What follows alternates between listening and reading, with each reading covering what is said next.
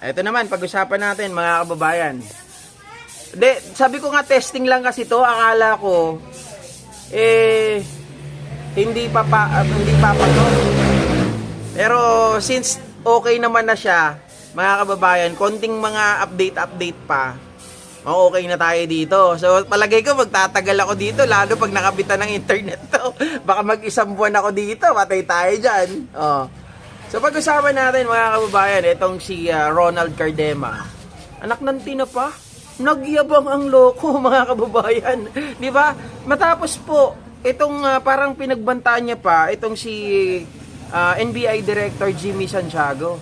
Mga kababayan, ano bang ginagawa ni Cardema doon sa Kongreso? Dati, mga kababayan, ngayon kasi, di ba, matanda na to wala na siya sa Duterte Youth.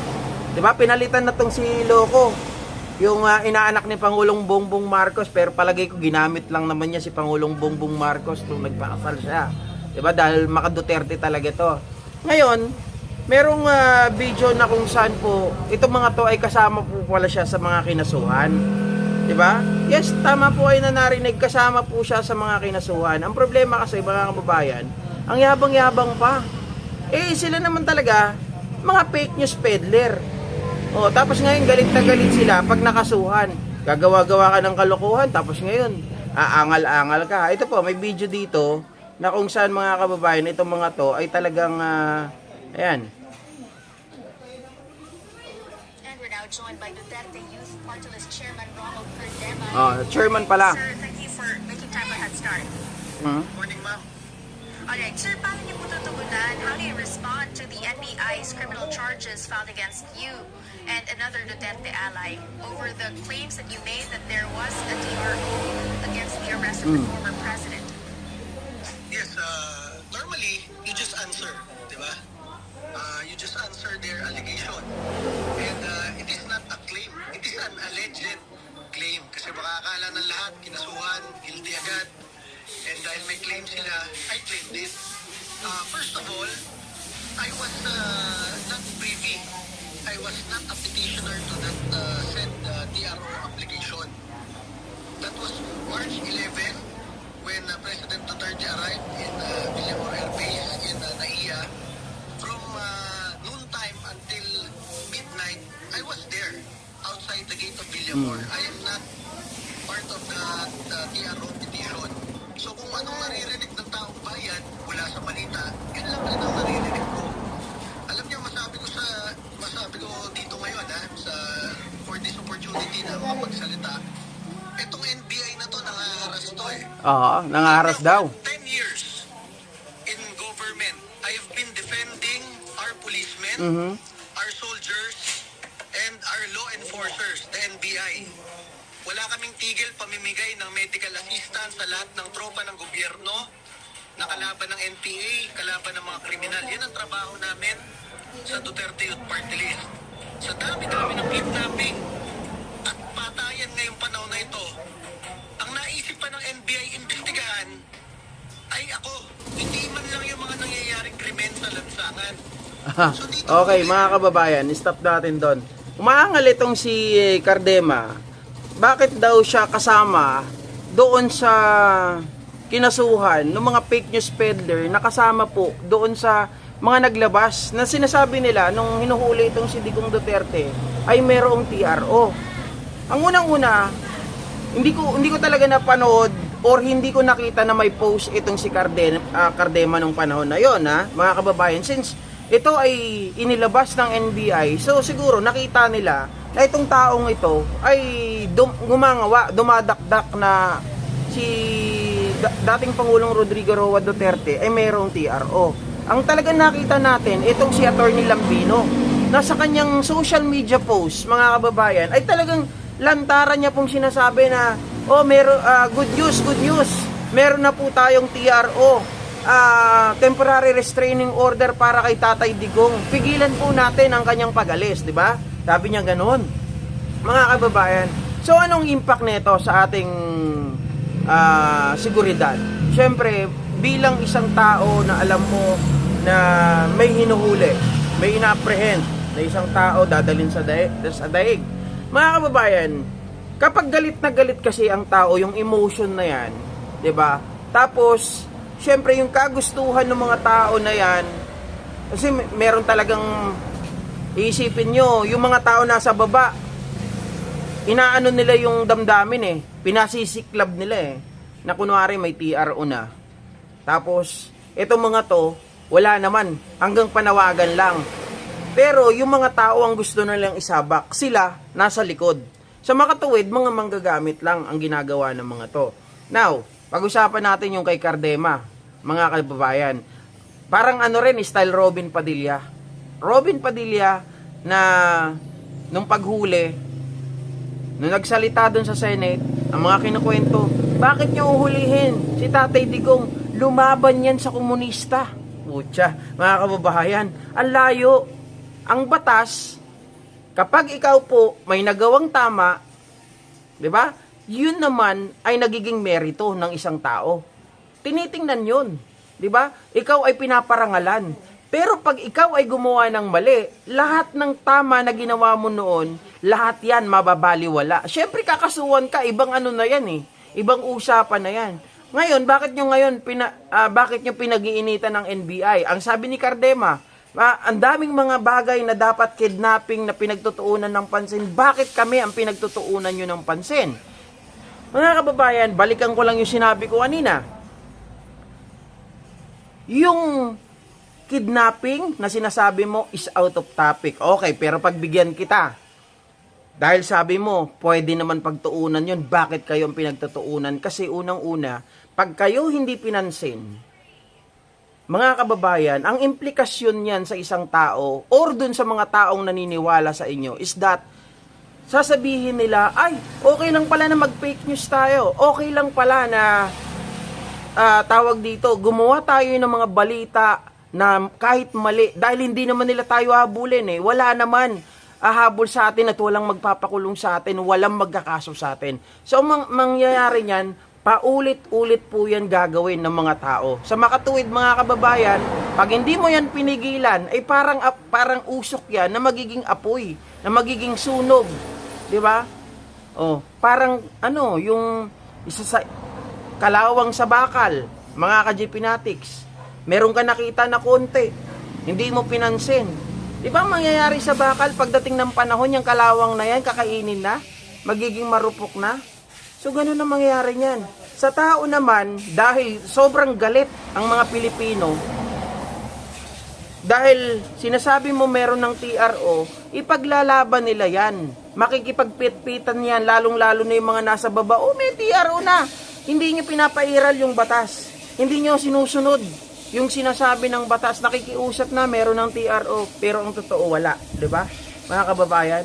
Dahil nga, they were misinformed. Ang nangyayari niyan, yung mind condition, iniengot nila yung kanilang mga followers, yung kanilang mga viewers, para magalit sa gobyerno natin. Ganun ang nangyayari. Oh. Tapos itong si Cardema, sasabihin niya na, huwag kayong mag-alala. Darating ang panahon, pag nanalo ang Duterte Youth, ipapatawag namin kayo, mga kababayan. Ano na naman ang gusto nilang sabihin dito? Ang Duterte Youth ay parang si Robin Padilla, parang si Bato de la Rosa, parang si Bongo, parang si Amy Marcos. Sila ay nagtatrabaho lamang din, mga kababayan, para sa iisang tao lamang or para sa iisang pamilya lamang. 'Di ba? Karapat dapat pa ba kayong iboto? Oh. Dapat 'tong mga 'to. Nakita nyo naman yung Duterte Youth na 'yan. Pagdating nung hearing noon sa Quadcom, bigla na lang umepal. Quadcom ba yun? Or yung sa accountability ni Sara Duterte. Biglang umepal. Na hindi naman yan sumasama pagdating sa mga, mga kababayan. Mga hearing-hearing na ganyan dati. And, ang natatandaan ko, dapat pag ikaw ay may problema, kasi sabi niya, bakit si BP lang ang ating iniimbestigahan? Oh, kung if you find someone, sabi kasi nila, ba't ang presidente hindi natin iniimbestigahan? mga ka-GP Natics, then file a resolution, di ba? File a resolution to investigate the president. Tingnan natin kung mag-prosper yung gusto ninyo. Kasi, magkaiba yung sa vice president, magkaiba yung sa presidente natin. Bakit iniimbestigahan sa vice president, mga ka-GP Natics? Kasi may nakita irregularities. Sa sa presidente natin, bakit hindi walang nakikita na irregularity doon sa kanyang mga pamamaraan ng pinagkagastosan ng ating presidente? Unlike dito sa Vice President, nakita natin na na-plug ng COA, hiningian ng mga resibo, pinagpaliwanag, mga kababayan, kung saan ginastos yung confidential funds, anong ginawa. Ang ipinakita sa Youth Leadership Summit ng AFP, wala naman daw ginastos ang OBP doon, or sabihin natin ang DepEd, kahit 5 duleng. Diba, mga kababayan? Paano yun? Tapos ngayon, babanat ng ganon, iimbestigahan namin yan, mga kababayan. Dapat dyan, sa mga yan, yung Duterte youth na yan, ipalit na lang natin dyan. Marami pang mga party list na karapat dapat, di ba? Yung talagang yung sektor na yon, mga kababayan, ay magtatrabaho para sa gobyerno. Yung makakaganda sa gobyerno, yung merong magagawa na batas para sa gobyerno at makakatulong sa gobyerno, hindi yung para lang ipagtanggol si Digong Duterte. Mga kababayan, ang gusto kasi nilang mangyari ay wag silang habulin. Ang gusto nilang mangyari, wag silang pansinin. Magsalita lang sila na magsalita, wag silang papansinan ng gobyerno. Pwede ba yun? Mga kababayan, siguro kung si Duterte, ang inyong presidente pa ngayon, ay hindi kayo papansinin kasi pabor kayo dun eh. Diba? Pinagtatanggol nyo yun. Pero ang presidente natin is following the due process. Wherein, mga kababayan, dahil sa pag-follow nila ng due process na yan, kailangan lahat ng mga tao na nagbabalita ng hindi maganda, parusahan, imbestigahan. Diba? Kung pag may nakita na probable cause, kasuhan, mga kababayan. Kasi kapag hindi natin pinansin yan, lalala po ang sitwasyon. Dadami ang susobra doon sa tinatawag natin na cyber libel. Alam natin na meron tayong free speech, meron tayong freedom of expression, but that is not absolute. Diba? Hindi po yan, mga kababayan, na pwede mong gamitin sa lahat ng pagkakataon. Katulad niyan, free speech pa rin ba yung ikaw ay magbigay ng mga balita na hindi naman po totoo? Free speech pa rin ba or part pa rin ba ng freedom of expression ay galitin mo ang sabayan ng Pilipino? Kasi it might cause for those people na sobrang sabihin natin panatiko ni Digong Duterte na mag-cause po ng gulo kapag sila ay sinabi mo may TRO na, pero despite the fact na merong TRO, ipinalipad nyo pa rin si Digong Duterte. Ano magiging nun? Consequences nun? Baka mamaya itong mga taong to, dahil hindi na nag-iisip ng tama, mga kababayan, sila na yung umawat, sila na yung gumawa ng gulo. Samantalang hindi naman pala totoo yung kanilang ibinabalita o yung nakarating sa kanila. Diba? Ang pangit nun. Oh. Sabi ni Angel Monterosa. Monteroso ba yan? Sorry. Ngayon lang kita nakita na walang bigote, GP. Yun nga sabi ko sa inyo, guys. Diba, yung sa PC ko kasi matik nagkakaroon ako ng bigote. Pangarap ko kasi yun eh. Idol ko si Romy Diaz. Romy Diaz at itong si Paquito Diaz sa kababayan. Gusto ko yung may mga bigote. Yun, pag tiningnan mo, lalaking lalaki. Diba? Oh. Sabi ni Patrick Lopez, dililito lang nila ang taong bayan. Correct, mga kababayan. Ang ginagawa kasi nito, mahanap sila ng paraan para kahit papano makakuha sila ng simpatsya. Diba? Pero pag ikaw matalino, hindi ka maliligaw ng mga to. Diba? Okay. So ayan, nakatapos na naman tayo, mga kababayan, ng isang 50 minutes. Siguro, pahinga lang ng konti, mamaya hataw ulit tayo. Ha? So kita-kita ulit tayo mamaya, mga kababayan, ha? Basta walang magulo. Medyo kasi, syempre, daanan kasi to. Medyo yung mga sasakyan, daan dito. 'Di ba? Pero palagay ko okay naman. Hindi naman po nagulumihanan ng lahat. Medyo ano lang, ako siguro yung nagulumihanan, medyo nalito kasi ang tingin ko nasa taas may lamesa kasi dito. So yung tripod ko nandito sa harap, mga ka-GP Natics, kaya nakatingala ako ng konti. Gina 31, hala, ikaw ba talaga yan, Sir CP? Ako po ito. Bakit? Grabe kayo, guys. Hindi nyo ba ako nakilala? Ako naman to, nagpapakita naman ako sa inyo. Wag nasa bahay, nasa labas ako, di ba? No. Salamat po sa inyong lahat, ha. Ayun, Rayan, malinaw naman ang audio mo, GP. Ayun. Pero yung guys, yung audio ng isang cellphone, kasi syempre gumagamit tayo ng isang cellphone para yung mga video na pinaparinig, medyo hindi ako masyadong tawag dito. Hindi ako masyadong sanay. Diba? Pero susubukan ko na mag-play ng mga video dito din gamit lang yung isang cellphone sa mga susunod na araw para hindi tayo nalilito. Naririnig din natin mga kababayan, pare-parehas tayo. Ayan, sabi ni Denby Elasyon, sayang di ko napanood live mo. Naka-live pa naman po ako, Mirna Agno, na-miss ko yung nagalaw na bigote.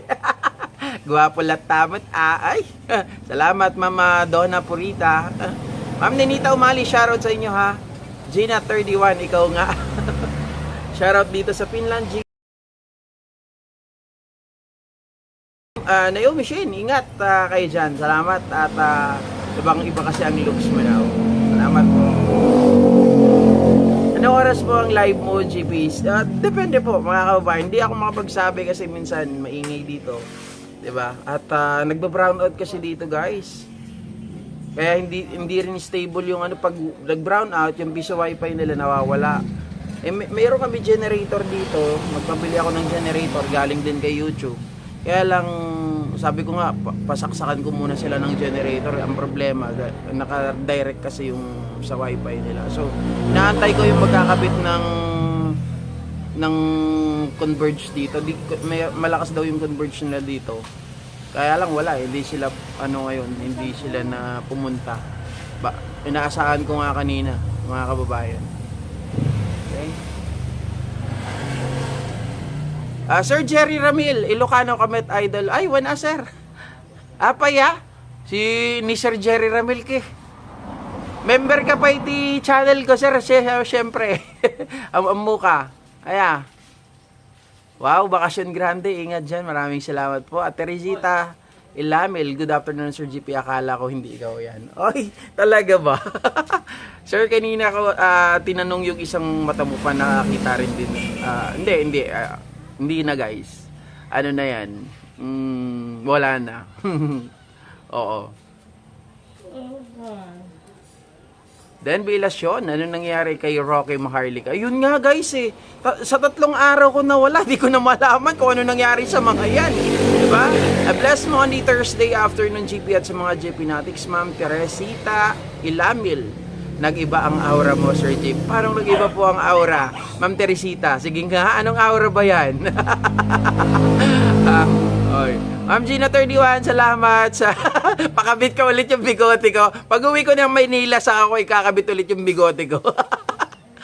Okay. Hello, ano yun? Sabi niya, hello, go. Ano ba yun? Patricia Carlos, hello, go.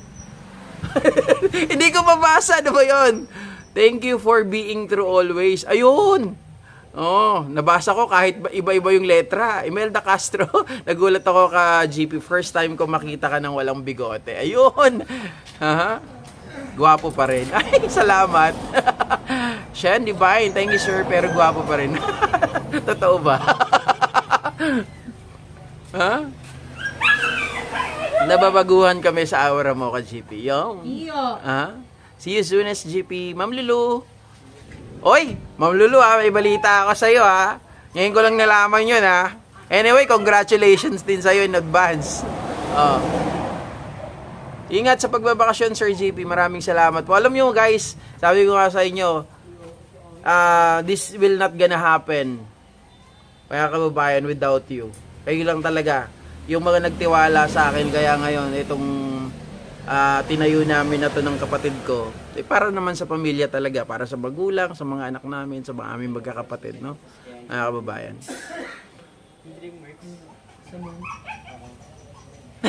Noon, Sir GP Tuta, si Bato ngayon aso na. Ay, mayroon na pa akong asawa. Ito po, tingnan nyo. Ayan yung asawa ko. Oh. Ayan po, yung kabiyak ng aking puso. Mas like ko yung may bigote. Oy, Ma'am Carol Perez, grabe ka. Carl Jo Marie Dungka, malapit ka na Tore maghimas ng rehas. Bakit naman, guys? Sir Carl Jo Marie Dungka, paano mo nasabi na marapit na himas ng rehas si Tore? Dahil doon sa sa sinabi na pinagbawalan niya si BP Sara Duterte na pumasok doon sa detention facility? Ay, guys, huwag kayong maniwala doon. Unang-una, tingnan nyo po. Ano ba ang rason? Ito, isagutin ko po kayo para wag po kayo ma-fake news. Dito, sasabihin ko ang katotohanan. Si Cayetano, nung una, may tanong siya kay General Torre tungkol kay Sara. Di ba ang tanong po ni ni Cayetano ay, di ba sinabi ng mga abogado at hiniling ni Duterte dati na papasukin si Sara bilang counsel? Yun naman talaga mga kababayan, sabi niya, gusto kong makita yung anak ko dahil siya yung abogado ko. Mga kababayan, ang tanong kasi doon, pwede ba na mag-counsel si BP Sara kay Digong Duterte? Ayon po sa ating konstitusyon, ang isang incumbent president, vice president, at yung mga kababayan ay isang abogado, bawal ka po mag-practice ng law, mag-practice ng iyong profession habang ikaw po ay nasa gobyerno. Lalong-lalo na kung ikaw ay presidente, vice-presidente, at ikaw ay cabinet member. Sasabihin nyo naman, okay, granting, ganon.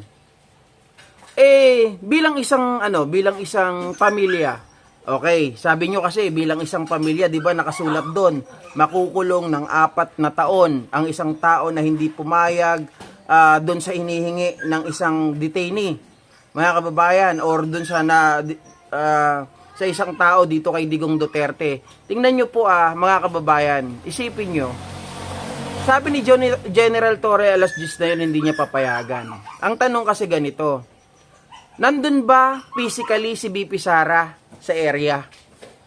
Nung sinabi nung hinihiling nila na papasukin si Sara, di ba sinabi ni Torre, hindi ko papayagan? Okay, mga kababayan, hindi niya pinayagan. Pero, kasi alam niya na itong si BP Sara, hindi pa po lumalapag or lumapag na kasi nasa huli po yan. Nauna si Digong Duterte na nag-flight from Hong Kong to Philippines. Diba? Sabi pa nga ni Sara, hindi kami magsasabay kasi baka maubos kami sa eroplano. Oh, ilang oras ang nakalipas na nakadetine doon si Digong Duterte? Nakita ba yung presence ni Sara Duterte para sabihin na hindi pinapasok? Palagay ko mga kababayan, hindi po magmamaterialize, hindi po magpo-progress yung sinasabi nyo na makukulong si General Torre kasi wala yung presence ni Sara doon.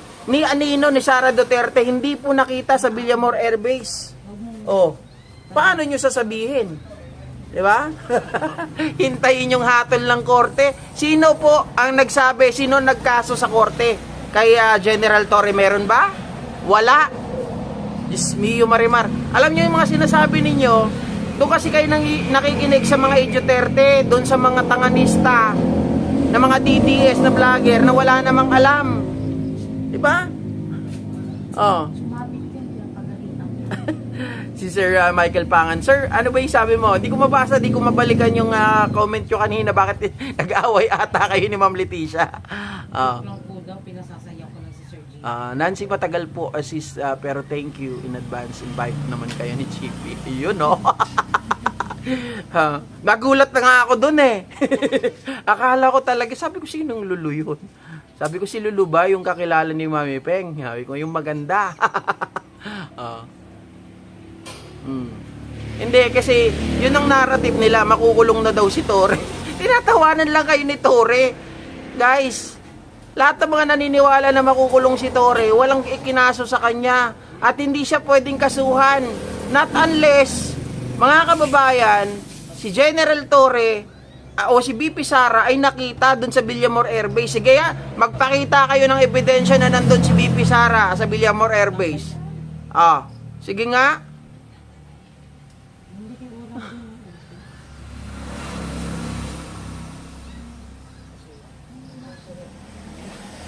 Hi Ma'am Nanette 10. Hi Sir GP, shoutout po watching from Norte.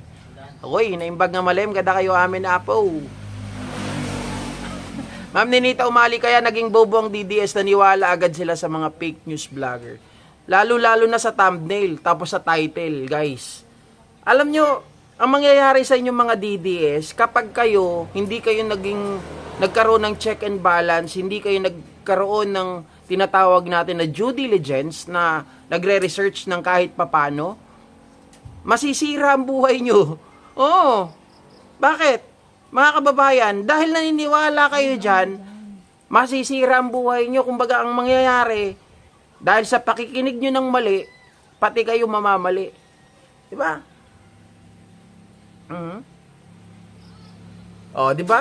Tama yon na Tara Bruce. Hinahamon pa ni General Torre, nakasuhan siya. Kasi alam niya, mga kababayan, na ginawa niya yung parte niya. Hindi yan katulad ni Senator Bato na bobo literal. Nako, na-miss ko talaga kayo guys. Kung mayroon pa akong topic na nakahanda, baka mamaya talaga lahat mga kababayan, kita-kits po tayo sa susunod na live stream natin. Salamat! Bye! Buyers!